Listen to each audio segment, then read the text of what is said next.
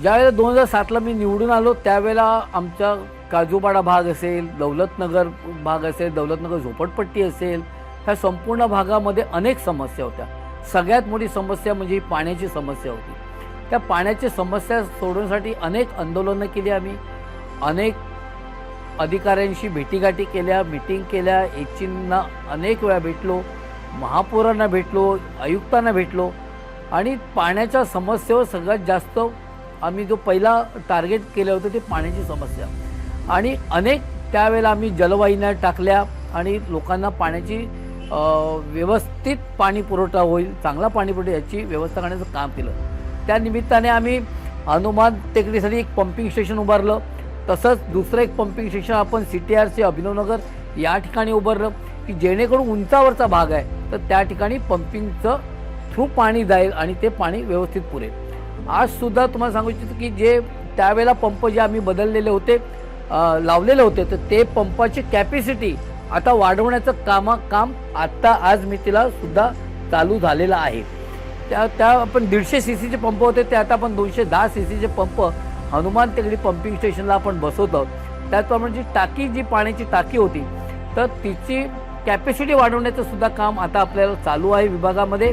त्याचप्रमाणे जे आपण आता 1200वरून 300ची लाईन आपण त्या पंपाच्या टाकीला जोडलेली आहे, तर ती 1200वरून 300च्या ऐवजी आपण डायरेक्ट 1200ची लाईन आपण त्या पंपाला देणार आहोत आणि पंपिंग करून जास्त हेवी पंप असल्यामुळे आपण पंपिंग थ्रू अजून हे हनुमान टेकडी भागाला जास्तीत जास्त पाणी पुरवठा करता येईल असं आता आपल्याला एक काम चालू आहे आणि येणाऱ्या 3 महिन्यामध्ये ते काम पूर्ण होऊन आमचा हनुमान टेकडीला जो काही आजही एक थोड्याफार ज्या चाळी आहेत त्यांना पाणीपुरवठा व्यवस्थित होत नाही तर त्यांची कायमस्वरूपी त्याच्यातून सुटका होणार हे मी आपल्याला सांगू इच्छितो।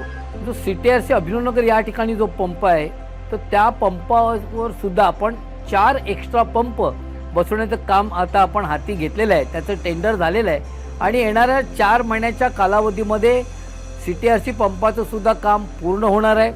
त्याचा फायदा असा होणार आहे की आज मी तिला आपण सकाळचा जो झोन आहे त्या झोनला आपण अल्टरनेट डे पाणी पुरवतो। एका भागाला आपण पंपाने देतो तर त्यावेळेला दुसऱ्या भागाला आपण ग्रॅव्हिटीने देतो, दुसऱ्या दिवशी त्याच्या उलट करतो। त्याचप्रमाणे संध्याकाळी आपण ऋषीवनला म्हणजे ला विस्टा, ला बेलेजा, त्रिमंदिर तर त्या परिसराला आपण संध्याकाळी 5:30 ते 7च्या झोनमध्ये आपण पाणी पुरवठा करतो। तर आज जे त्या ठिकाणी जे 4 पंप त्यातले 3 पंप आपण ऑपरेट करू शकतो, परंतु त्याला अजून प्रेशर वाढवायचं असल्याने ॲट अ टाईम आपल्याला 4 पंप चालू करायचे आहेत। तर म्हणून आपण नवीन 4 पंप त्या ठिकाणी आपण इस्टॅब्लिश करतो की जेणेकरून भविष्यामध्ये आपल्याला पुढच्या 20-25 वर्षामध्ये पुन्हा ही समस्या कधी येणार नाही ह्या दृष्टीने आता आपण त्याचं काम चालू होत आहे, म्हणजे टेंडर झालेलं आहे आणि लवकर त्याला कामाला सुरुवात होणार आहे।